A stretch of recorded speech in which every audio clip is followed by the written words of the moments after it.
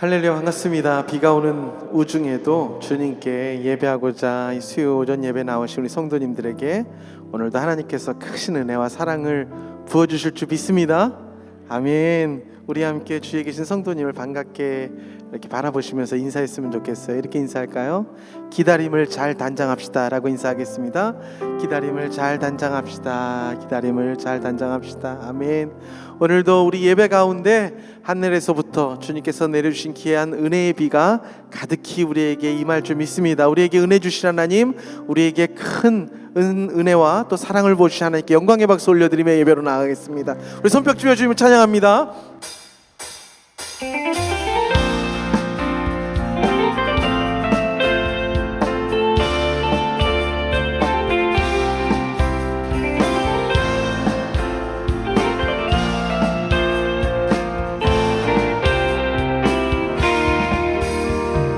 슬픈 마음 있는 사람, 슬픈 마음 있는 사람, 예수 이름 믿으면 영원토록 변함없는 기쁜 마음 얻으리. 예수의 이름은 세상의 소망이요, 예수의 이름은 천국의 기쁨일세.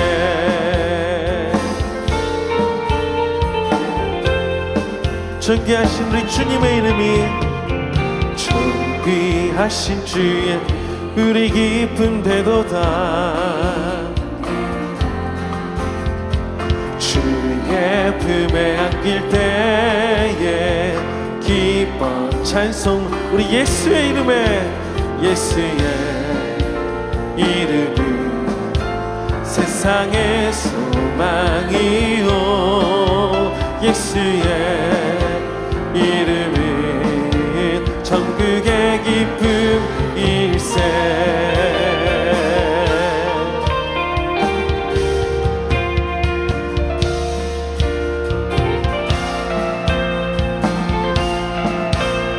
자, 우리 목소리부터 찬양할까요? 우리 갈 길 다 간 후에, 우리 갈 길 다 간 후에 보좌 앞에 나아가 왕의 왕께 경배하며 멸류. 예수의 이름에, 예수의 이름은 세상의 소망이요, 예수의 이름은 천국의 기쁨.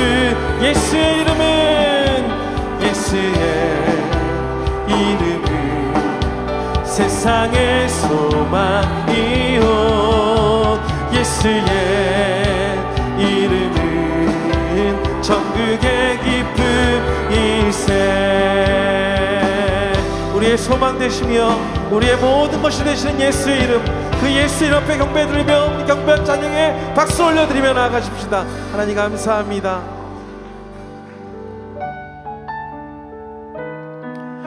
오늘 하루에 우리의 모든 삶을 말씀으로 잘 단장하며 흔들리지 말고 주님만을 바라보며 나아가십시다. 나의 영혼이 잠잠히 하나님만 바라며 나의 구원이, 아멘, 그에게서 나는 도다. 나의 영혼이 잠잠히 하나님만 바라라. 나의 소망이 저에게서 나는 도다. 오직 주만이, 오직 주만이 나의 반석, 나의 구원이시니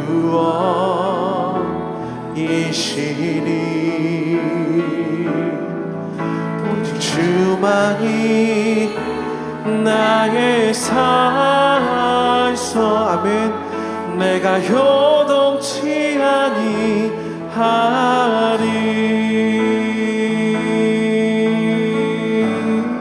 나의 영혼이 간절히 나의 영혼이 간절히 여호와를 갈망하며 나의 입술이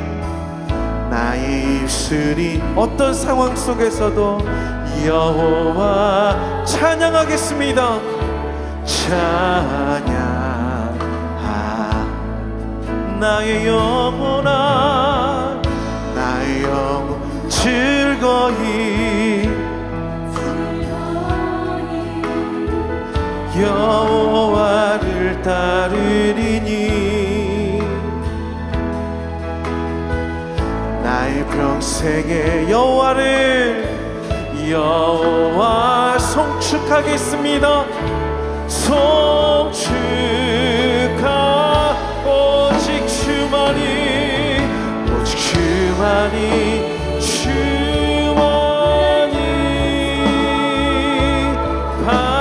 반석 구원이시니 오직 주만이 나의 산소 요동치 아니하리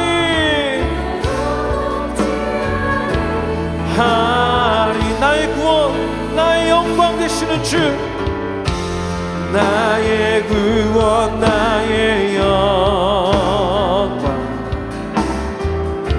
하나님께 있으니 내 힘의 반석과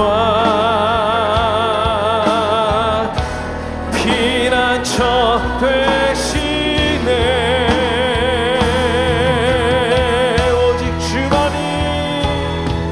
오직 주만이 아멘 나의 반석 나의 구원이시니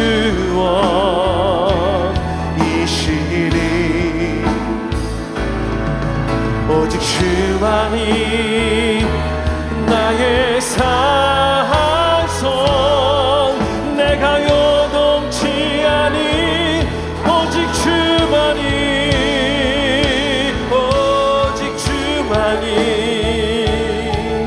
나의 반석 나의 구원이시니 주님만이 오직 주만이 주님 나의 아멘 내가 요동치 하나님 사랑의 눈으로 하나님 사랑의 눈으로 너를 어느 때나 바라보시고 하나님 인자한 귀로서 언제나 너에게 기울이시니 어둠 속에 어둠에 밝은 빛을 비춰주시고 너의 작은 신음에도 응답하시 아멘 너는 어느 곳에 있든지 주를 향하고 주만 바라보지라 하나님의 사랑을 사모한 하나님의 평안을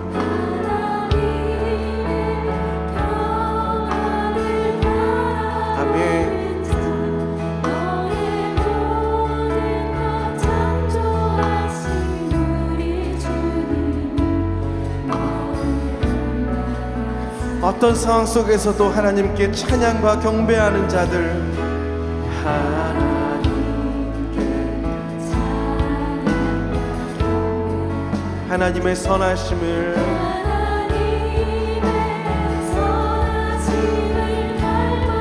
아멘.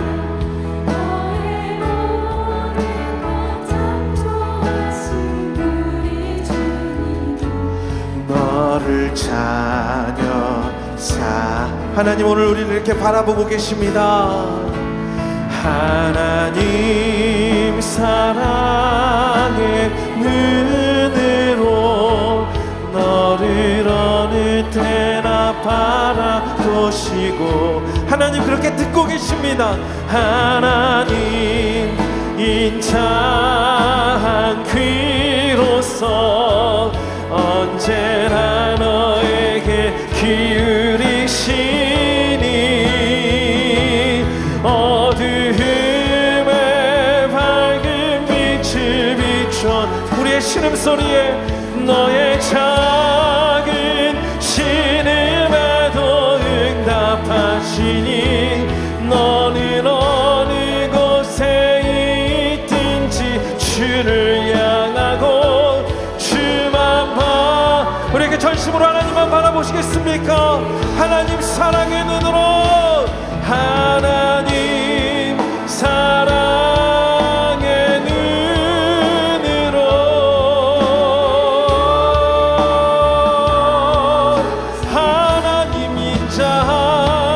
하나님 인자한 귀로서 언제나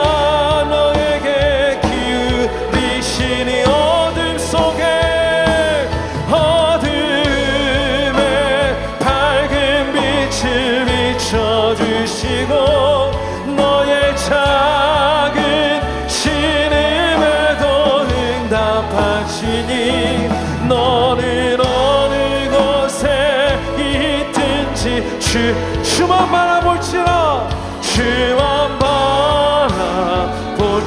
바라볼지라 주만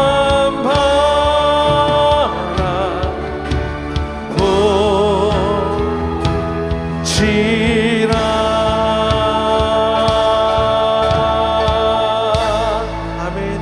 오늘 이 시기에 주님만을 바라보기를 다짐하는 마음으로 오늘 예배를 위하여 기도하며 나아가십시다. 하나님 오늘도 주님 앞에 나왔습니다. 인자한 귀로 나의 신음까지도 들으신다고 하신 하나님, 오늘 이 시간 우리가 찬양하고 기도하고 말씀 듣는 이 신음을 주님께서 들어 응답하여 주시옵소서. 하나님 우리에게 은혜를 부어 주시옵소서. 하나님 오늘 이 시간 우리 가운데 찾아오셔서 나의 연약함을 주님의 말씀의 강건함으로 변화시켜 주시옵소서. 오늘 이 시간 성령 충만하게 하여 주시옵소서. 기도가 열리게 하여 주시옵소서. 오늘 예배를 놓고 주여 한번 부르며 기도하며 나가겠습니다. 기도합니다. 주여 하나님 감사합니다. 오늘도 주여 앞으로 나와 예배하는 우리의 모든 심령을 주님께서 붙들어 주시옵소서. 하나님 아버지 하나님 앞에 나와 우리가 하나님을 부르시며 아버지라 부르며 주님 앞에 나왔습니다. 주여 이 시간 우리의 마음을 열어주시고 하나님 우리의 눈을 열어주시고 귀를 열어주셔서 하나님 이곳에 계신 것과 하나님 우리 가운데 역사하시는 성령의 충만함을 경험하게 하시며 오늘도 말씀으로 임재하여 주시고 우리의 기도가 열려 하나님의 보좌까지 응답되는 기도로 오늘 이 시간 뜨겁게 주님께 나아갈 때에 주여 우리의 모든 연약함들이 말씀의 강건함이 변화되게 하여 주시고 어두움들이 떠나가게 하여 주시고 두려움이 기쁨이 되게 하시고 하나님 불신앙이 확신의 믿음으로 변화된 놀라운 은혜를 허락하여 주시옵소서. 성령 하나님 오늘 시간 찾아오셔서 한 사람 한 사람 말씀하여 주시고 하나님의 능력으로 주님께서 붙잡아 주시옵소서. 하나님 감사합니다. 하나님 권능으로 붙잡아 주시옵소서. 아버지 오늘도 찾아와 주시옵소서. 하나님 오늘도 그 갈급한 심령 가운데 만족감을 주시고 하나님의 되어주시고 그의 왕이 되어주시며 하나님 오늘도 하나님의 살아계신 말씀으로 오늘도 찾아와 주시옵소서. 주님 감사합니다. 감사합니다. 하나님 아버지 오늘도 우리를 이곳까지 이렇게 불러주셔서 하나님을 아버지라 부르며 지성소로 담대히 나아가 주님 앞에 우리가 예배하고 기도하고 찬양하며 말씀 들을 수 있게 해주셔서 너무나도 감사를 드립니다. 하나님 우리가 저마다 때마다의 기다림이 있지만 그 기다림이 세상의 목표로 흘러가는 쓸데없는 천덕꾸러기가 되지 않게 해주시고 말씀으로 잘 단장하여서 하나님 그때에 하나님께서 맞이해 주시는 귀한 하나님의 말씀의 삶이 되도록 우리의 기름을 날마다 채워주시길 기도합니다. 하나님, 오늘 특별히 또 아침 말씀 가운데 하나님, 우리가 하나님께 드리는 어떠한 것도 세상이 보기에는 그것이 어떻게 보일지 모르지만 하나님께 드리는 작은 것이든 큰 것이든 주께서 가장 귀하게 여기시고 그를 칭찬하는 모습을 오늘 우리에게 말씀하셨사오니, 주여, 오늘 이 예배가 주께 드리는 가장 소중한 것이 되어서 하나님 예수 그리스도께서 찾아오셔서 우리를 칭찬하시고 우리에게 은혜 주시는 귀한 하나님의 시간이 되게 하여 주시옵소서. 하나님, 이 마지막 때에 베델교회를 세워주시고 이곳에서 타오르는 주님의 말씀으로 하나님이 열방과 민족을 섬기게 하시니 감사를 드립니다. 더욱더 이 베델의 제단의 말씀이 더욱더 이 마지막 때에 진리의 말씀이 선포되게 하셔서 그 빛이 열방까지 이르게 하여 주시고 하나님의 찬송을 하는 주의 백성들이 더욱더 구름과 같이 몰려와 구원의 방주 역할을 넉넉히 감당하는 베델의 제단으로 주님께서 사용하여 주시옵소서. 이 일을 위해 특별히 사랑하시는 우리 담임 목사님을 주님께서 세우셨습니다. 하나님, 잠시 하나님께서 맡겨주신 소명을 위하여 하나님 열심히 다하고 계시는 기간 중에 계시오니 필요한 모든 것들을 공급하여 주셔서 이 소명 또한 잘 감당하실 수 있도록 주님께서 기름 부으시고 앞으로 그의 모든 사역 가운데 더욱더 충만하고 왕성한 은혜로 함께하여 주시옵소서. 주님, 돕는 모든 부사역자들과 모든 성도들이 함께 말씀과 기도와 찬양으로 이 마지막 때를 하나님의 능력으로 살아내며 마하나임 하나님의 군대가 되는 모든 베델의 성도님들로 주님 삼아 주시옵소서. 하나님, 베델 클래시컬 아카데미를 이 흘러가는 세상의 어지러운 사조 속에 하나님께서 우뚝 세우신 줄 믿습니다. 하나님, 저 학교를 통하여 미국이 복을 얻게 해주시고 온 세계가 복을 얻는 귀한 주님의 사람들이 일어나게 하여 주시옵소서. 오늘도 하나님 말씀을 듣겠습니다. 지난 4주 동안 하나님께서 이 말씀을 보는 하나님의 관점에 대하여 우리에게 말씀하시고 오늘 우리 김홍식 목사님 마지막으로 말씀을 전하실 텐데 다시 한번 오늘 말씀에 불이 임하셔서 듣는 모든 자들에게 하나님의 말씀이 마음과 인에 박혀지는 새겨지는 놀라운 은혜의 말씀의 시간이 되게 하여 주시고 주의 종을 성령의 두루마리로 주님을 충만케 하여 주시옵소서. 예배의 시종을 주님께 올려드리오며 우리를 권하신 예수 그리스도의 이름으로 기도하옵나이다. 아멘.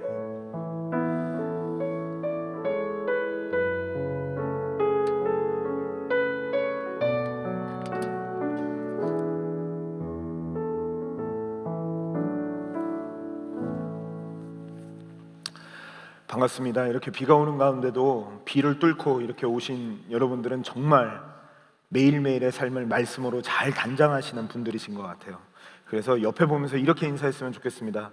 정말 이쁘게 단장하셨네요. 정말 이쁘세요.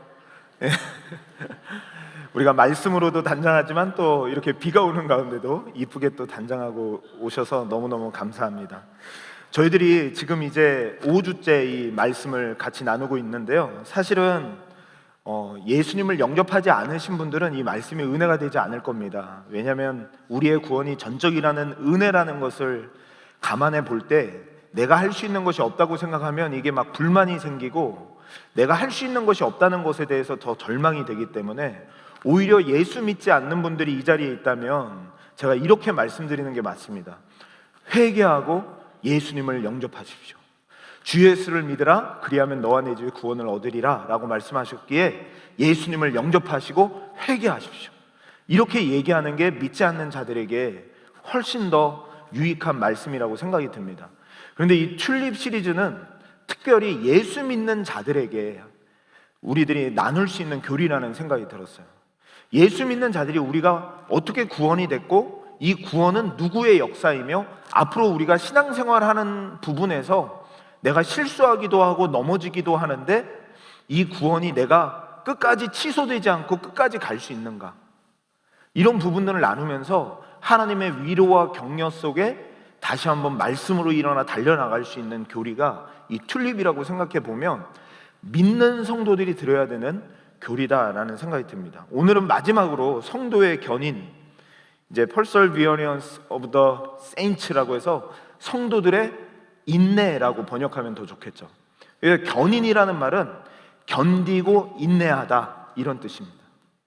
예수님을 만나는 그날까지 성도는 끝까지 견디고 인내하게 된다라는 뜻인데, 그래서 제가 생각나게 된 것이 바로 요 녀석입니다. 이거 뭔지 아시겠어요? 예, 오뚜기입니다. 병아리 오뚜기인데 이걸 아무리 쥐어 흔들고 쳐도 이게 좌우로 막 엎어지지만 결국에는 똑바로 딱 섭니다. 그래서 저는 이거를 하나씩 꼭 선물을 해드리고 싶었어요. 왜냐면 요즘같이 정말 이렇게 조그만 일에도 실망하고 낙심하는 분들이 참 많은 이 시대 속에서 그때마다 한 번씩 딱 건들면 얘가 넘어졌다가도 다시 일어서는 걸 보면서 아, 이게 성도구나, 이런 교훈을 받을 수 있어서 그런데요, 집에 가실 때 하나씩 사가시면은 식탁 위에다 놓고 한 번씩 건드려 보세요. 그러면 아무리 환란이 와도 얘는 다시 일어섭니다. 그 이유를 보니까 그 무게 중심이 이 밑에 있어서 그렇대요. 그러니까 얘가 잘나서가 아니라 이 중심이 밑에 서 있으니까 흔들렸다가도 다시 일어선다는 거죠. 저는 이게 성도의 견인이라는 생각이 들어서 이것을 가지고 왔습니다. 왜 그런지는 말씀을 계속 살펴보면서 나아갔으면 좋겠습니다. 다시 한번 알미니안과 이제 칼빈에 대해서 이제 제가 비교를 해보게 됐는데, 결국은 알미니안이 주장하는 것은 우리의 구원은 취소될 수 있다. 취소될 수 있다. 그렇지만 칼뱅은 우리의 구원이 취소될 수 없다라고 얘기하는 겁니다. 한마디로 얘기하면 알미니아는 우리의 구원은 하나님의 작품과 우리와 협력해서 이루어지는 거기 때문에 내가 예수님을 믿어야 되고 내가 예수님을 믿기로 선택해야 되고 그 다음에 신앙생활을 잘 해야 된다라고 믿기 때문에 구원이 취소되는 것도 할 수 있죠. 왜냐하면 사람이 연약하기 때문에. 내가 뭐 나중에 치매가 걸려서 나 예수 안 믿어 뭐 그러면 뭐 취소될 수도 있다 뭐 이런 식으로 얘기를 하는 거예요. 근데 칼뱅은 뭐라고 얘기하냐면 전적인 하나님의 은혜로 우리가 구원을 받는 거고, 우리가 신앙생활하는 것도, 현실 생활에서 우리가 신앙생활하는 것도 하나님의 은혜 가운데 신앙생활하는 거기 때문에 우리의 구원은 절대로 취소될 수 없다라고 얘기하는 것이 칼뱅이 얘기하는 거죠. 그러니까 이렇게 딱 종합할 수 있을 것 같아요. 알미니안들이 얘기하는 것은 사람이 믿음이 있어야 된다, 사람이 하나님을 선택해야 구원받는 것이다, 이거는 하나님과 사람과의 협력 구원설, 협력해서 구원을 얻는 것이다. 그런데 우리는 그게 아니라 전적인 하나님의 은혜로 구원을 얻는 것이기 때문에 절대로 이 구원은 하나님이 붙들고 가시는 거기 때문에 취소될 수가 없다. 왜냐하면 우리는 하나님의 손을 놓을 수도 있고 하나님의 손을 붙들 수도 있지만 하나님이 우리를 절대로 놓치지 않기 때문에, 하나님이 절대로 우리를 포기하지 않기 때문에, 그래서 우리의 구원은 취소되지 않는다라는 것을 말씀하는 거죠. 한번 말씀을 통해서 어떤 게 맞는 것인지 좀 더 살펴봤으면 좋겠습니다. 오늘 로마서 8장 37절에서 39절인데요, 여기를 같이 한번 읽어봤으면 좋겠습니다. 시작. 그러나 이 모든 일에 우리를 사랑하시는 이로 말미암아 우리가 넉넉히 이기느니라. 내가 확신하노니 사망이나 생명이나 천사들이나 권세자들이나 현재일이나 장래일이나 능력이나 높음이나 깊음이나 다른 어떤 피조물이라도 우리를 우리 주 그리스도 예수 안에 있는 하나님의 사랑에서 끊을 수 없으리라. 보시면 어떤 후배가 우리 권사님들이나 집사님들한테 와서 이렇게 물었다고 한번 생각해 보세요. 권사님, 어떻게 하는 게 신앙생활 잘하는 거예요? 내가 어떻게 하면은 천국에 잘 갈 수 있어요? 라고 이렇게 묻는다면 뭐라고 답을 해주시겠습니까? 아마 저희들은 뭐 특별하게 답을 줄 수 있는 게 없는 이유가, 미국에 사는 사람들은 더 심할 것 같아요. 왜냐하면 제일 많이 미국에서 제가 들은 말은 케이스 바이 케이스다. 그리고 사람마다 다 다르다. 그리고 환경도 바뀌고 너의 실력과 그 수준에 따라 또 다르다. 이러니까 뭔가 이렇게 똑바로 살아가는 것, 제대로 살아가는 게 뭔지를 명확하게 얘기해 줄 수 있는 게 우리들에겐 없어요. 그런데 사도 바울은 뭐라고 얘기하냐면, 만약에 그 질문을 가지고 사도 바울에게 묻는 거예요. 사도 바울 선생님, 우리가 어떻게 하면 크리스찬으로서 제대로 사는 겁니까? 하고 물어봤어요. 물어봤더니 사도 바울은 이렇게 얘기하는 거예요. 내가 확신한다. 내가 확실하게 얘기해 줄게.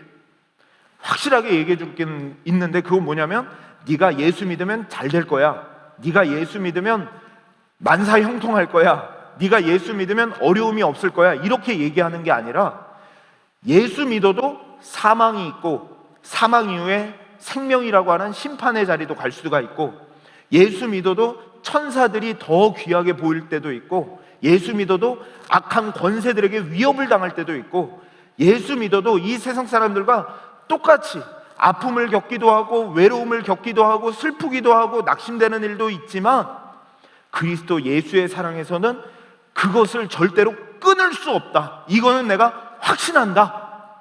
절대로 구원이 취소될 수 없다라는 것을 사도 바울이 얘기하는 거죠. 근데 그 이유를 37절에 이렇게 얘기하는 거죠. 네가 예수님을 사랑하기 때문에 그런 게 아니라, 어떻게 그걸 확신하느냐? 우리 중심에 오뚜기의 중심추가 있다면 그 중심추가 뭐냐? 우리를 사랑하시는 이로 말미암아. 우리가 하나님을 사랑하는 사랑으로 말미암아가 아니라, 내 열심으로 말미암아가 아니라, 내가 뜨겁게 기도함으로 말미암아가 아니라, 우리를 사랑하시는 하나님의 그 전적인 사랑으로 말미암아 우리가 겨우 이긴다?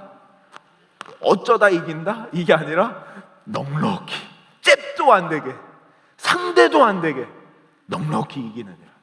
절대로 우리 구원이 취소될 수 없다는 거예요. 정말 하나님께서 택하시고 부르셔서 이 자리에 있는 자들, 내가 전적으로 타락한 죄인이라고 고백하고 하나님의 은혜로 살아간다라고 고백하는 자들은 그 구원이 절대로 취소되지 않기 때문에 두려워하지 말아라.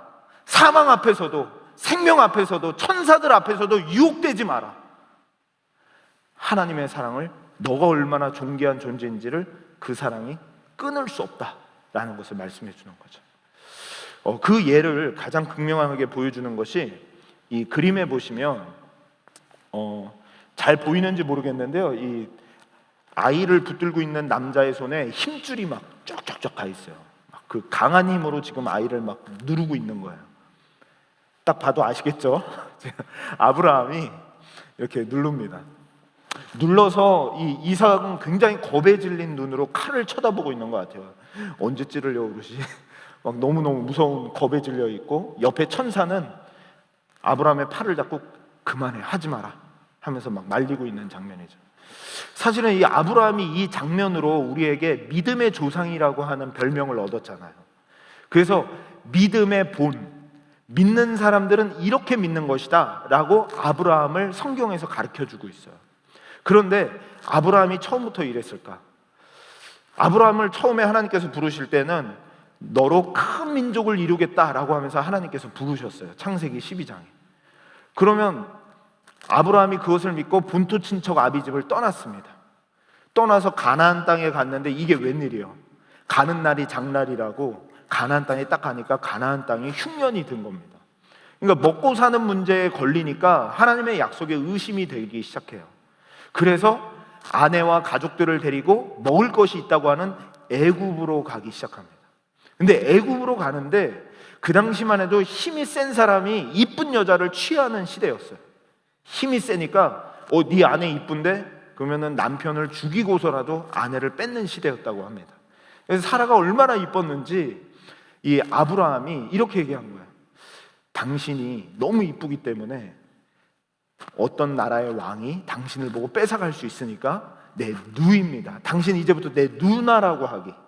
그러고서 이제 데리고 가는 거예요. 아니, 하나님이 큰 민족을 이루어 주겠다고 했는데 아내를 누나라고 속이면 어떡해요? 그러니까 아브라함이 믿음이 있는 거예요, 없는 거예요? 진짜 작은 거죠. 정말 보이지도 않아요. 없는 것 같아요. 그 누나라고 속이고 정말 갔는데 그 애굽의 바로 왕이 보니까 너무너무 이쁜 거예요. 그래서 누구냐? 내 누나입니다. 누입니다. 그럼 나에게 줘라. 그래서 정말 줬어요. 그러면서 양과 염소를 받아요. 야, 이렇게 자기의 생명과 안전을 위해서 아내를 파는 사람들은 정말 어떻게 해야 될지 모르겠습니다. 저도 항상 이기적인 남편들이 있어요. 남자들이 저를 비롯해서. 하여간 참 이기적이면 안 되는데, 참 자기가 아무리 바빠도 아내를 생각하고 보담아 줘야 되는데 참 사람은 참 이기적인 것 같아요. 근데 이 아브라함이 그렇게 이기적으로 자기 아내를 다른 남자에게 넘겼어요. 그러면 하나님의 약속이 이제 깨어질 것 같은데 그때 하나님께서 개입하셔서 저주를 그 바로 왕에게 내려요. 근데 참 희한하죠. 이방 나라 왕이 오히려 그 저주를 하나님의 뜻으로 하나님께서 자기에게 주신 것으로 받아들이고 사라를 건드리지 않아요. 그리고 너 왜 나한테 누나라고 속였냐? 그러면서 다시 줘요. 아브라함한테. 건드리지도 않고 아브라함한테 줘요. 그러면서 아브라함에게 오히려 복을 줘요. 그러니까 아브라함에게 가축과 은과 금이 풍부하여졌더라. 아니 생각해 보세요. 지금 하나님께 벌받아도 시원치 않은 이 아브라함 상황 속에 하나님께서 그 일이 있고 난 다음에 자기 아내를 누이라고 속이고 난 다음에 받은 게 뭐냐? 벌받은 게 아니라 은금이 풍부하였더라. 하나님이 믿음이 없어 보이는 그 아브라함을 정말 믿음이 없어 보니까 이렇게 조심스럽게 끌고 가는 모습을 보게 돼요. 그러다가 사라 아내가 이렇게 하루는 이야기합니다. 여보, 제가 이제 태의 문이 거의 다 닫혔으니까 우리의 젊은 여종 하갈이 있으니까 이 하갈을 통하여서 아들을 낳으십시오. 근데 이 아브라함이 또 여자 말에 순종을 참 잘하는 것 같아요. 그런 건 또 순종을 잘해요. 그래서 바로 들어와서 그 하갈과 아이를 갖게 되었습니다. 근데 그 하갈이 아이를 갖고 나면 거기서 멈추면 좋겠는데 아이 없는 자기의 집 주인 사라를 놀리기 시작해요. 아이고 저 애도 없는 여인 뭐 이러면서 놀렸겠죠. 아니면은 괜히 지나갈 때 이스마엘을 막 쓰다듬고 야 너가 우리 집 가문이다 막 이러면서 뭐 이렇게 약 올렸겠죠. 그렇게 하니까 이 사라가 거기서 못 버티는 거예요. 그러면서 이 사라가 그 여인을 쫓아내라 또 이렇게 얘기해요. 그러니까 아브라함이 순종을 잘하잖아요. 그래서 그 하갈을 또 쫓아냅니다. 근데 그렇게 우여곡절 끝에 결국은 어떻게 되냐면 하나님께서 그 약속을 이루어 주셔서 사라를 통해 이삭을 낳게 하시죠. 이삭을 낳게 하시고 그 이삭을 통하여 그 가족의 대를 이어가게 하는 하나님의 놀라운 역사를 이루어 가시죠. 이러한 사건들을 통해서 아브라함의 믿음이 성장해 갔던 것 같아요. 여러 가지 시련과 실패와 자기의 죄와 연약함과 이 모든 것들을 통하여 하나님의 긍휼하심과 사랑이 그를 붙들어서 결국은 이삭을 죽이는 데까지 믿음을 끌고 갔다는 것을 보여줍니다. 근데 아브라함만이 아니라 이게 믿음의 본이라는 거예요. 우리의 믿음이 이렇다는 거예요.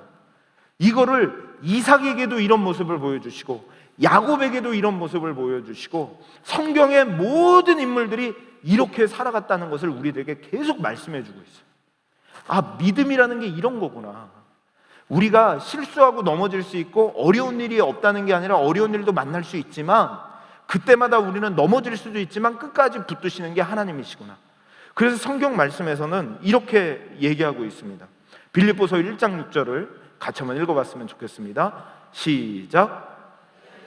착한 일을 시작하시니가 그리스도 예수의 날까지 이루실 줄을 우리는 확신합니다.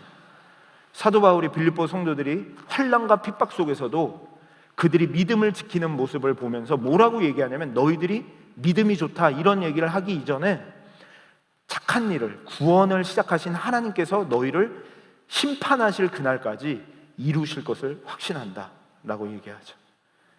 요한복음에서는 예수님이 하나님께 기도하는 장면이에요. 뭐라고 기도하냐면 하나님께서 택한 자들을 저에게 주셨는데 그들을 한 명도 내가 놓치지 않았습니다. 그들을 다 구원했습니다. 이는 성경을 응하게 하려 하심이라 라고 말씀하시죠.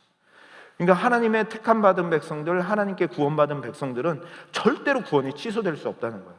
그렇다면 왜 알미니안들은 자꾸만 구원이 취소될 수 있다고 이야기할까? 왜냐하면 이해되지 않는 구절들이 있기 때문에 그렇습니다. 이 사울 왕을 제가 이렇게 좀 표현해 봤는데요. 굉장히 사울 왕은 항상 근심이 많아요. 항상 저 다윗을 어떻게 죽여야 되지? 항상 질투가 많고 욕심이 많고 자기의 삶을 자기가 영위해 보려고 하는 이게 강하다 보니까 항상 근심이 많은 것 같아요. 그러니까 사울 왕 치니까 인터넷에도 근심 많은 사울 왕이 늘 나와요. 근심이 떠날 수가 없죠. 자기 힘으로 살아가려니까. 그러니까 사울 왕이 이렇게 근심을 하고 있는데 사울 왕도 처음에 보면 하나님이 택하신 것처럼 이렇게 보여요. 사무엘상에 보니까 여호와께서 그의 사무엘에게 이르시되 보라 이는 내가 너에게 말한 사람이니 이는 내 백성을 다스리리라 하시니. 그래서 하나님이 사울 왕을 택해서 왕을 세우신 것처럼 보여요. 그런데 이게 웬일이에요? 요거는 좀 짧게 보겠습니다. 스토리가 쭉 이어지는데 나중에 결국에는 사무엘상 15장 26절에 이렇게 얘기하고 있어요. 여호와의 말씀을 사울 왕이 버렸으므로 여호와께서 왕을 버려. 야, 하나님이 왕으로 세우실 때는 언제고 여호와 하나님의 말씀을 안 지키니까 버렸다고 표현하네. 근데 이런 표현들이 히브리서에서도 나옵니다. 너희가 한번 성령의 비침을 받고 성령의 맛을 봤음에도 불구하고 배교하는 자들은 다시 그리스도께 올 수 없느니라 라고 말씀해요. 이런 부분들을 좀 꿰면서 성경 전체로 저희들이 해석을 해야 되잖아요. 이게 뭘까? 예수님도 그런 얘기를 하셨어요. 나보고 주여 주여 하는 자마다 천국에 들어갈 것이 아니요 아버지의 뜻대로 행하는 자가 천국에 들어갈 것이다 라고 얘기했는데, 뜻대로 행하는 것도 가만 생각해 보면 주여 저희들이 귀신을 쫓아냈습니다. 주여 저희들이 선지자 노릇했습니다. 근데 그래도 천국에 못 간다는 거예요. 또 한 번은 이런 말씀을 하셨죠. 예수님이 제자들이 예수님의 말씀에 순종해서 바깥에 나가서 전도를 하기 시작했어요. 전도를 하는데 귀신들이 막 쫓아나가는 거예요. 귀신들이 쫓겨나가는 것을 보니까 너무너무 기뻐서 예수님께 달려와서 제자들이 이렇게 얘기했어요. 예수님, 이게 웬일이에요? 정말 예수님 말씀대로 가서 전도를 했더니 귀신들이 쫓겨나고 난리가 났습니다. 예수님. 그랬더니 예수님이 뭐라고 얘기하셨죠?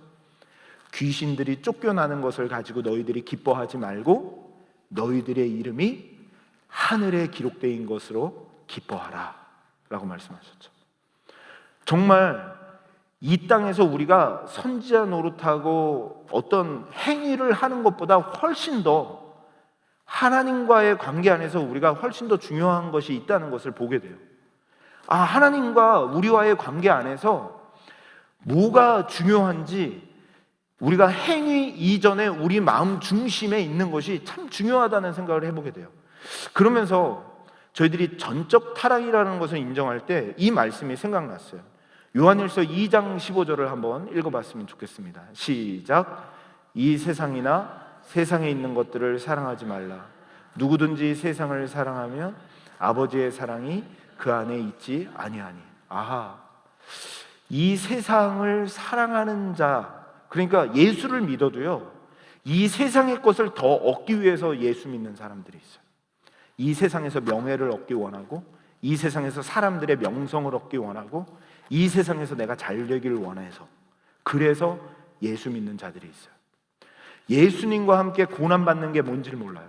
예수님과 함께 내가 주님 앞에 오늘 아침에 말씀처럼 향유옥합을 깨서 예수님께 드린다는 게 뭔지를 몰라요. 다 자기, 나. 정말 이 세상에 그런 것들이 악한 권세에 사로잡힌 것이고 내가 그것으로 죽었던 자다 라는 것을 전혀 몰라요. 내가 죄인이라는 것을 한 번도 깨닫지 못한 자. 그래서 예수님의 십자가의 사건이 자기와 아무런 상관이 없는 자, 이런 자들은 아직 주님과 상관이 없는 자예요. 하나님과 상관이 없는 자예요. 철저하게 내가 하나님을 믿을 수조차 없는 죄인입니다 라는 것을 고백하고 회개하고 하나님 앞에 엎드리는 자가 구원 얻는 자예요. 병 고침 받으셨어요? 잘 하셨어요. 어떤 환경 속에 여기까지 오셨어요? 잘 하셨어요. 그런데 내가 철저하게 뼛속 깊숙이까지 죄인이다라는 것을 십자가 앞에서 바라보면서 십자가 앞에 서서 그 십자가의 하나님의 사랑으로 서지 않으면 구원이 없어요. 물론 십자가 옆에 섰던 강도처럼 갑작스럽게 죽기 전에 예수를 영접해도 구원을 받습니다. 행위와 상관이 없어요.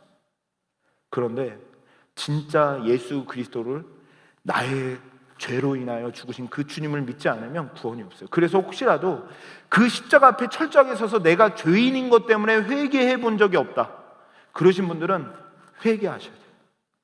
내가 죄인임을 깨닫게 해달라고, 내가 철저하게 이 세상의 가치관으로 둘러싸여서 내가 죽을 수밖에 없는 죄인이라고 하나님 앞에 회개하는 게 먼저예요. 회개하고 주 예수를 믿으셔야 돼요. 주 예수를 믿지 않으면 구원이 없어요. 오직 예수 그리스도만이 길이요 진리요 생명이십니다. 이 세상에 그냥 예수 믿어서 그냥 교회 다니면서 신앙생활도 어떤 액세서리의 하나, 신앙생활이 어떤 내 교양생활의 하나, 이 정도면 안 돼요. 내 생명이 관련되어 있는 거예요. 그 생명이 관련되어 있는 것을 알고 예수 그리스도를 믿지 않으면 안 된다라는 거죠. 그래서 저는 사울 왕은 한 번도 그런 의미에서 교회 와서 세례도 받아요, 신앙생활도 해요, 하나님께 쓰임도 받아요. 그런데 한 번도 하나님께 속한 적이 없어요. 한 번도 예수 그리스도와 연결이 된 적이 없는 자가 사울 왕이었어요. 그럴 수 있다는 거예요. 교회를 와도 정말 그럴 수 있다는 거예요. 그럼에도 불구하고 어떤 자가 그러면 하나님께 택함 받은 자일까? 어떤 자가 영이 있는 자일까?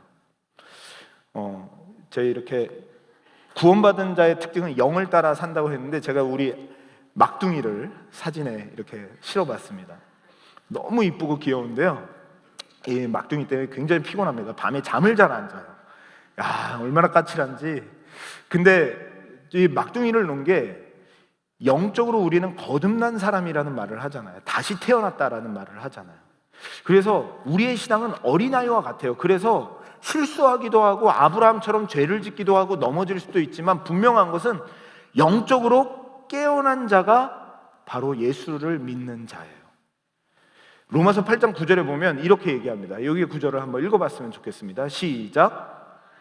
너희 속에 하나님의 영이 거하시면 너희가 육신에 있지 아니하고 영이 있나니 누구든지 그리스도의 영이 없으면 그리스도의 사랑이 아니니라. 그리스도의 영이 있다라고 얘기하고 있어요. 그런데 이 영이 뭐냐면요, 어떤 분들은 그렇게 얘기해요. 집사님, 이번에 애가 좋은 대학 갔다며. 야, 집사님은 진짜 믿음이 좋아. 믿음이 좋으니까 애가 좋은 대학 갔지. 그게 믿음이 좋은 사람일까요? 그러면은 대학 좋은데 못 간 믿음 좋은 집사님은 믿음이 안 좋은 사람입니까? 그렇게 판단할 수 없다는 거예요. 이 세상의 가치관으로 영을 판단하면 안 돼요. 이 세상의 가치관으로 어떤 사람이 부자가 됐어요. 돈을 많이 벌었어요. 예수님을 믿다 보면 부자가 될 수도 있고 좋은 대학에 갈 수도 있어요. 그런데 영적인 사람이라고 해서 부자가 되거나 돈이 많거나 또 자녀가 잘 되거나 그런 건 아니에요. 아니, 목사님 자녀들 중에서도 빗나가고 헛나가는 애들 얼마나 많아요. 그것으로 이게 영적이다 아니다 이거를 분간하는 것이 아니에요. 영적이라는 것은 뭐냐면, 예수가 내 안에 있어서 내가 하나님의 자녀인 줄 깨닫고 예수와 함께 고난도 함께 받아야 되는 자리로 갈 것을 생각하는 자가 영적인 사람이에요. 영적인 사람은 예수 믿고 내가 복 받아야지, 더 잘 돼야지, 물론 복도 받고 더 잘 돼야죠. 그런 것도 기도해야죠. 그런데 정말 예수를 믿고 내 이 세상이 틀렸고 이 세상의 모든 가치관이 죄로 점철되어 있다는 것을 볼 때 내가 그것으로 철저히 회개하고 십자가가 아니면 내게 답이 없다는 것을 알 때 예수와 함께 고난을 받는 자리로 가는 것, 그것이 바로 이 세상을 살아가지 않는 영적인 사람이라는 것이죠. 그렇게 볼 때 제가 이렇게 좀 질문을 해보고 싶습니다. 어떻게 질문을 하고 싶냐면, 한번 답을 한번 해보세요. 영적인 분들이신지 아닌지 제가 질문을 할 거예요. 자, 우리 자녀가 예수 안에서 잘 자라는 게 중요하다, 또는 좋은 대학 가고 직장 가서 잘 사는 게 중요하다, 둘 중에 뭡니까?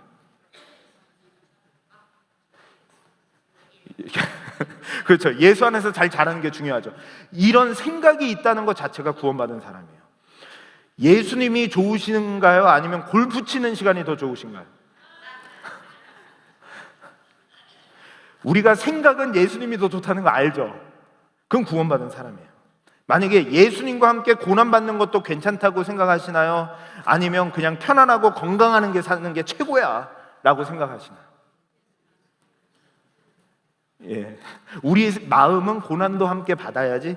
이런 마음이 있으면 구원받은 사람이 아직은 작지만 아브라함처럼 계속 성장해 가야 되지만 구원받은 사람이에요. 마지막으로 십자가의 은혜로 구원받았기에 겸손하게 살아가야 하나요? 아니면 잘난 척하며 살아가는 게 좋은가요? 예, 겸손하며 살아야죠. 신앙생활을 하면 할수록 다른 사람을 대할 때 나 몇 시간 기도하는 사람이야, 우리 아들 잘 나가, 내가 이만큼 성공한 사람이야, 이런 건 신앙생활 예수 믿는 사람이 아니에요. 영적인 사람은 겸손해요. 십자가의 은혜가 아니었다면 난 구원받을 수 없는 자였어. 그러면서 겸손해져요. 근데 저는 이 성도의 견인을 생각하면서 이런 소망이, 이런 도전을 좀 하고 싶은 거예요. 뭐냐면 하나님의 구원이 맞아요. 우리는 연약해서 고난도 함께 받아야 된다는 게 더 좋다는 거 알아요. 그렇게 가야 된다는 것을 우리가 믿어요. 그리고 예수님이 길이요 진리라는 거 믿어요. 그렇게 영적으로 살아났다면, 하나님이 우리를 포기하지 않고 우리를 붙들어 가신다는 게 확실하다면 진짜 영적으로 살아보고 싶은 거예요. 다시 한번 영적으로 나아가고 싶은 거예요. 우리의 삶 속에 안 해도 되지만 다른 사람 눈치 보면서 율법에 매여서 하는 신앙생활이 아니라 더 하는 거, 그런 거 있잖아요. 성경에서는 11조를 하라고 그랬는데 10에 2조 3조를 해요. 그렇게 안 해도 죄가 아니에요. 근데 하고 싶은 거예요. 내가 하나님만 의지하는 사람이라는 걸 내 개인적으로 하나님 앞에 신앙 고백하기 위해서 하고 싶은 거예요. 제가 어떤 미국에서 다 이제 케이스마다 다르겠지만 가장 우리의 자녀들 그리고 가족들이 우상이라는 생각이 많이 들어요. 왜냐하면 모르겠습니다. 미국 교회들은 주일날 문을 닫는 교회들도 있더라고요. 연말이나 이럴 때는. 그러니까 가족끼리 신앙생활을 잘 할 수 있도록 도와주기 위해서 이제 하는 거라는 차원은 알겠는데, 저는 이게 정말 그 정도밖에 못할까? 성도를 생각하는 게 그걸까? 성도님들을 생각한다는 게 그 정도일까? 정말 영적으로 우리가 깨어있다면, 영적인 게 뭔지 안다면, 우리가 살아있고 고난도 받는 자리까지 가는 게 뭔지를 안다면 그렇게까지만 하는 게 성도들에게 유익을 주는 건가?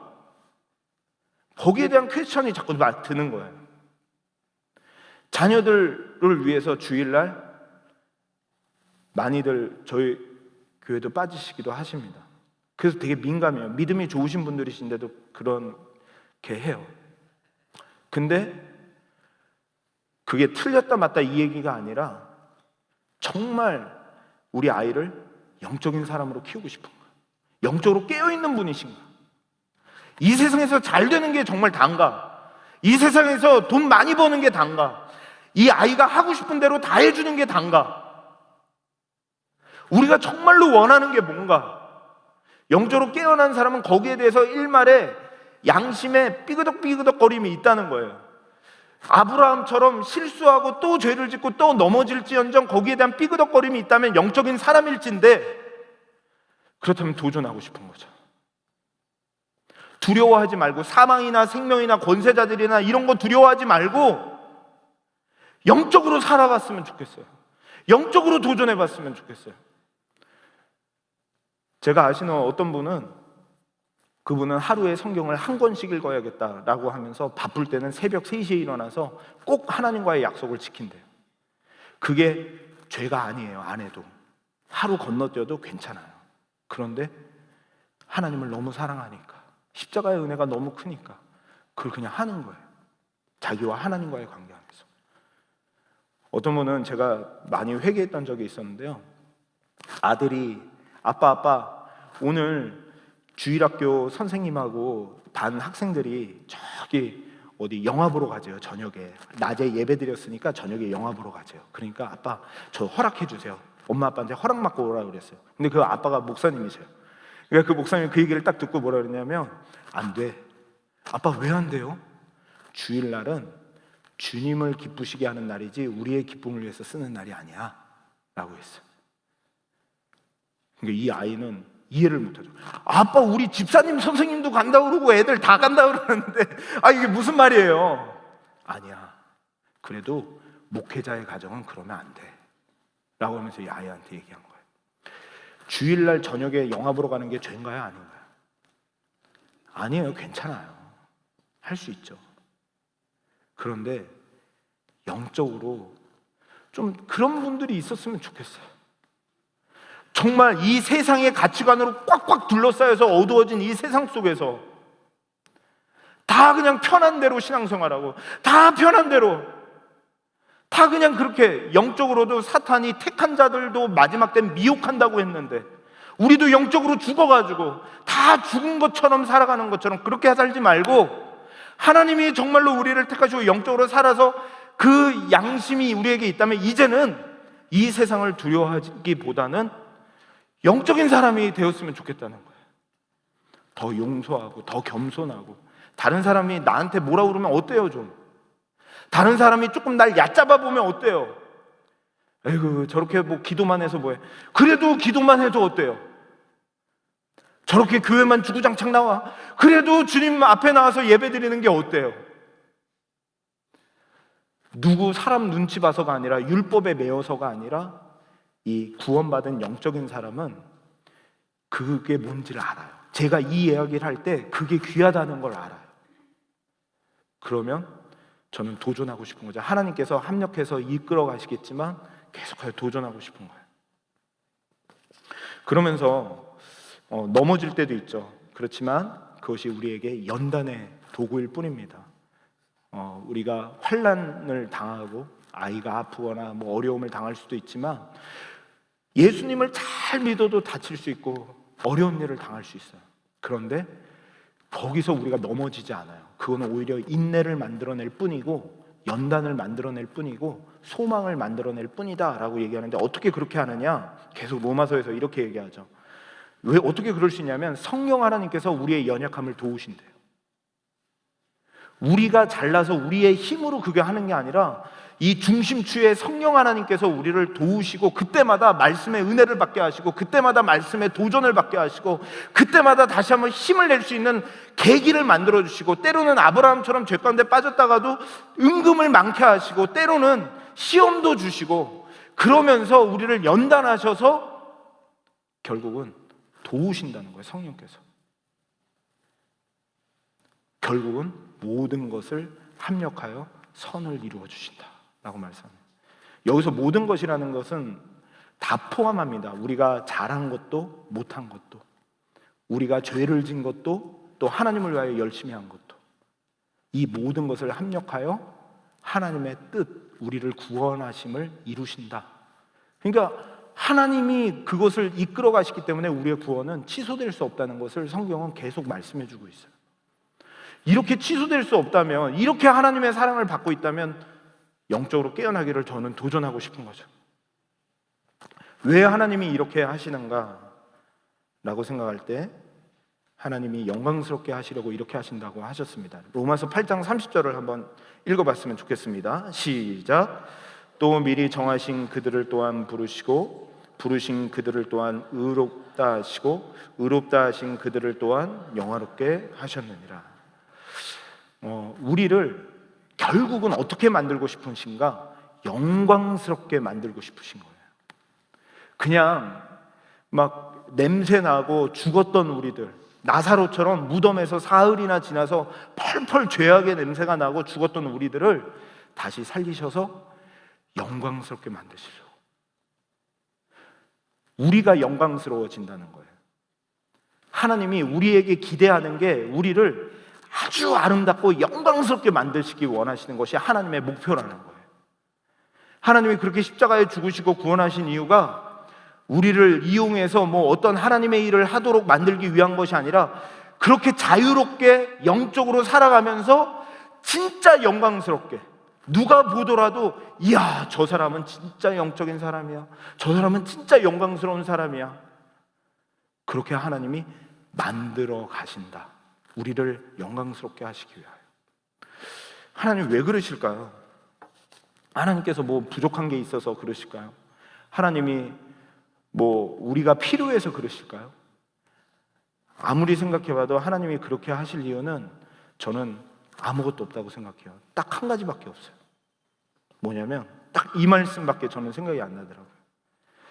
한번 같이 한번 읽어봤으면 좋겠습니다. 스바냐 3장 17절입니다. 시작. 너의 하나님 여호와가 너의 가운데 계시니 그는 구원을 베푸실 전능자이시라. 그가 너로 말미암아 기쁨을 이기지 못하시며 너를 잠잠히 사랑하시며 너로 말미암아 즐거이 부르며 기뻐하시리라 하리라. 이유가 없어요.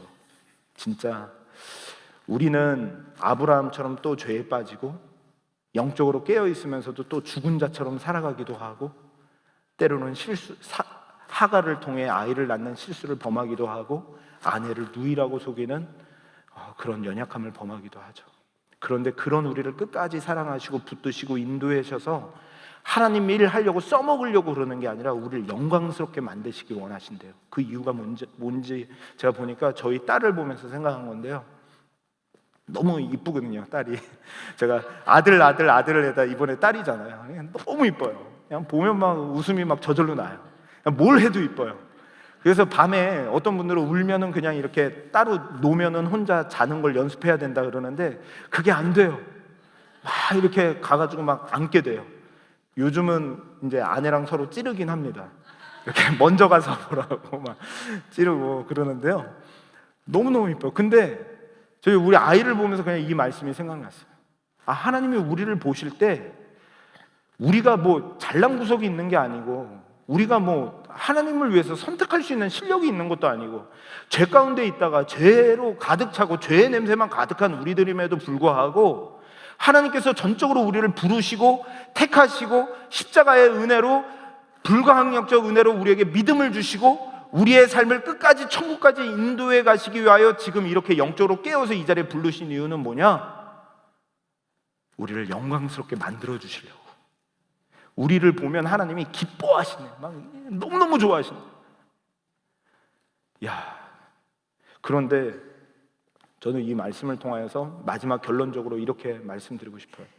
이 튤립 교리를 통하여 우리가 할 수 있는 것은 정말 하나님 앞에 겸손하고, 그리고 하나님 앞에 우리가 찬양과 경배와 영광을 올려드렸으면 좋겠고, 우리의 신앙의 꽃이 내 신앙이 지금 이 세상에 환난과 풍파가 많이 있지만 여기서 우리의 신앙이 절단되는 게 아니라, 이것 때문에 하나님의 그리스도의 사랑이 끊어지는 게 아니라, 이 세상의 환난과 풍파가 우리를 두렵게 하고 겁나게 하는 천사들과 권세자들과 이런 것들이 우리를 엄습해 오지만, 내가 택함 받은 것도 하나님의 은혜요, 내가 부름 받은 것도 하나님의 은혜요, 내가 지금 이 자리에 있는 것도 하나님의 은혜요, 내가 지금 살아가고 내 신앙이 의심이 들 때도 있고 넘어질 때도 있지만 끝까지 붙드실 분은 하나님의 은혜구나, 이거를 보면서 그거를 두려워하기보다 영적으로 다시 일어나자라는 것을 말씀하고 싶은 거예요.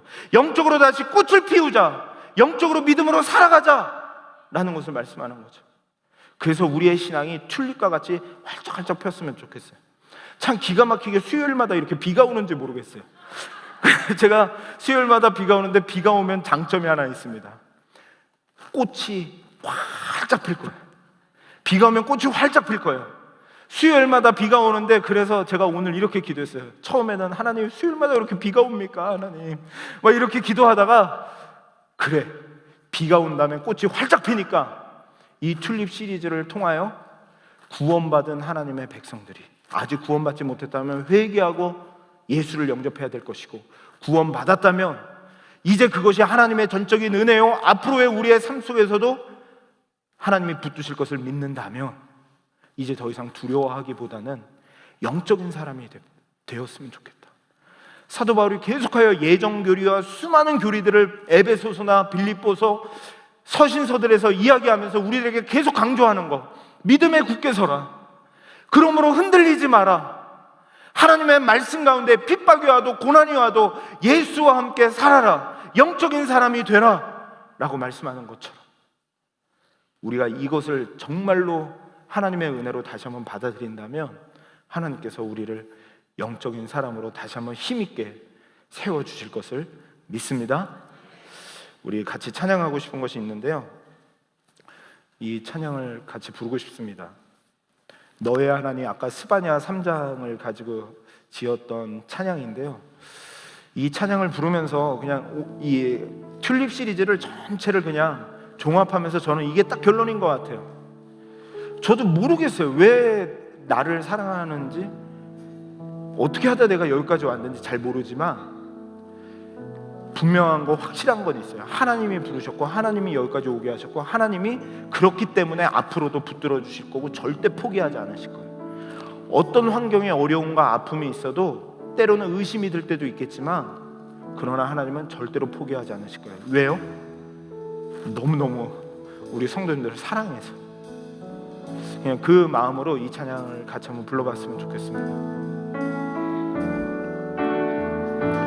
너의 하나님 여호와가 너의 가운데 계시니 그는 구원을 베푸실 전능자 전능자시라.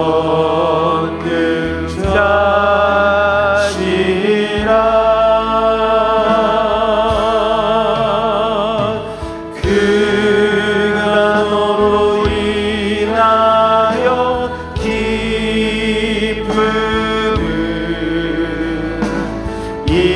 이기지 못하시며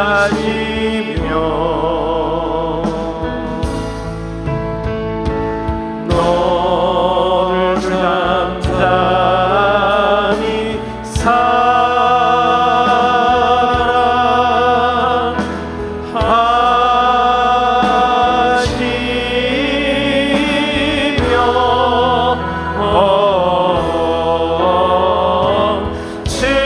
즐거이 부르며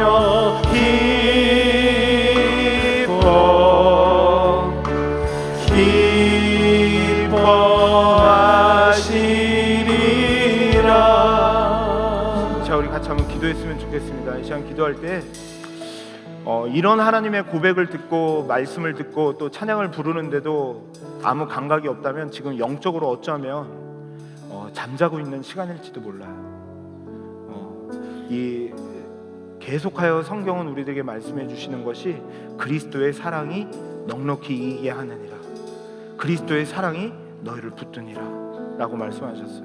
근데 말씀하셨는데 우리가 그 은혜를 인하여 감사와 감격이 지금 사라졌고 내 안에 겸손이 없고 아직도 내가 그냥 신앙생활 잘하는 사람이니까 내가 그냥 신앙생활 지금 잘하고 있다고 생각하고 나는 영적으로 이 정도면 됐다고 생각하고 내가 그냥 영적으로 더 이상 나아갈 방향이 없다고 생각한다면 영적으로 지금은 자고 있는 시간일지 모를 것 같아요. 이 시간에 하나님, 저희들이 다시 한번 영적으로 깨어나게 해 주옵소서. 하나님의 전적인 은혜로 구원받은 하나님의 그 사랑이 내 안에 다시 한번 살아나 내 신앙이 영적인 사람으로 꽃이 피게 해주세요. 이거를 들은 것으로 멈춰 있는 것이 아니라 이제는 진짜 영적 사람으로 하나님 이 세상을 향하여 달려갈 수 있는 저희들이 될 수 있도록 하나님 인도해 주옵소서. 영적으로 깨어나지 못했던 걸 회개하며 다시 한번 달려갈 수 있도록 힘달라고 이 시간 우리 같이 기도했으면 좋겠습니다. 기도하겠습니다. 하나님 아버지, 이 시간 주님 앞에 나아가길 원합니다. 우리가 하나님 아버지 주님 앞에 날마다 서지만 하나님 우리가 교만할 때가 너무나도 많음을 고백합니다. 하나님의 은혜를 날마다 받고 하나님 아버지 영적으로 자고 있으면서도 우리가 하나님 깨닫지 못하고 알지 못하고 넘어져 있을 때가 너무나도 많음을 고백합니다. 다시 한번 영적으로 살아나게 하여 주시옵소서. 깨어나게 하여 주시옵소서. 하나님 아버지, 우리가 이 세상에 하나님 아버지의 방식대로 살아가지 아니하게 하시고 세상을 살아가지 아니하게 하시고 이 세상에 아직도 눈이 가려져서 이 세상의 것들만 구하며 이 세상의 것들에 취하며 이 세상에서 내가 어떻게 하면 달릴지, 내가 다른 사람들의 눈치를 보며 다른 사람들보다 더 잘 되기를 바라며 다른 사람들보다 더 나아지기를 원하며 하나님 아버지, 세상의 잘못된 모든 방식들을 내려놓기를 원합니다. 하나님 영적으로 다시 한번 깨어나게 하여 주옵소서. 우리의 구원을 베풀어 주신 그 하나님의 은혜 앞에 다시 한번 반응하며 신앙의 꽃이 피어지게 하여 주시옵시고 우리의 작은 신음에도 우리의 어려움에도 우리의 아픔에도 하나님 응답해 주시는 하나님을 바라보며 믿음 가운데 달려나갈 수 있는 저희들 될 수 있도록 하나님 인도하여 주시고 함께하여 주시옵소서. 이 시간 우리 한 가지 더 기도했으면 좋겠습니다. 이 시간에 기도할 때 우리 믿음의 시련과 어려운 가운데 있는 성도들을 위해서 기도했으면 좋겠어요. 혹시 주위에 지금 아픔 가운데 있는 성도님들이 있다면, 또 시련 가운데 있는 성도님들이 있다면, 하나님 그들이 이길 수 있는 비결은 그리스도 사랑하시는 이로 말미암아 넉넉히 이기리라 말씀하셨는데, 이 가운데 하나님 그리스도의 사랑이 찾아가게 해주세요. 그리고 그리스도의 사랑으로 그들이 넉넉히 이기고, 이 상황을 정말 지난주 말씀처럼 이 세상의 방식대로 접근하여 나가는 게 아니라 말씀으로 단장하며 말씀으로 이겨나가는 모든 믿음의 사람들이 될 수 있도록 인도해 달라고, 이 시간 우리 같이 주위의 어려운 이웃들을 위하여서, 우리 어려운 식구들을 위하여 같이 기도했으면 좋겠습니다. 기도하겠습니다. 하나님 아버지, 이 시간 주님 앞에 나아갑니다. 하나님 아버지, 우리 사랑하는 믿음의 식구들, 오늘도 우리 아이들의 하나님 고통을 위하여, 우리 자녀들의 아픔을 위하여, 우리의 신앙의 삶의 어려움을 위하여 하나님 고통하며 신앙하며 애통해하는 믿음의 식구들이 있습니다. 하나님 아버지, 인도해 주시고 그들을 하나님 붙잡아 주셔서 하나님의 능력 가운데 온전히 달려나갈 수 있도록 인도하여 주시옵소서. 하나님 그리스도의 사랑만이 그들을 일으킬 수 있사오니 그리스도의 사랑으로 다시 한번 일어나게 하시고, 그리스도의 사랑으로 다시 한번 그들이 용기를 내게 하시고, 그리스도의 사랑으로 다시 한번 영적 믿음의 삶을 여기에 나아갈 수 있도록 인도하여 주시옵시고, 하나님의 영광 나타낼 수 있도록 인도하여 주시옵소서. 하나님 위로 나가주신 하나님, 하나님의 감자들과 눈물을 닦아주시고, 하나님 그들의 기도를 들어주시고 연약한 육체에 힘을 주시며, 하나님 그 앞도 모든 자들의 마음 가운데 하나님 능력을 도와주시고, 주님 감사합니다. 하나님 아버지 감사합니다. 튤립 시리즈 5주간을 하나님의 은혜 가운데 마치면서 다시 한번 하나님께서 이것을 통하여 우리들에게 말씀해 주시는 것이, 우리 사랑하는 성도님들을 하나님께서 얼마나 사랑하시는지, 우리가 뭔가 잘해서 잘나서가 아니라, 신앙생활을 내가 잘했기 때문이 아니라, 내가 뭔가 신앙의 경지에 그래도 지금은 어느 정도 헌신하고 섬겨서가 아니라, 전적인 하나님의 은혜로 우리를 불러주셨고, 지금 이 자리까지 나를 세워주셨고, 앞으로도 내 신앙을 전적인 하나님의 은혜로 붙잡아 주실 것을 하나님 믿게 해주셔서 너무너무 감사합니다. 그 사랑 안에서 다시 한번 일어나기를 원합니다. 이 세상의 천사들이나 권세자들이나 하나님 이런 것 때문에 두려워하지 말게 하여 주시옵소서.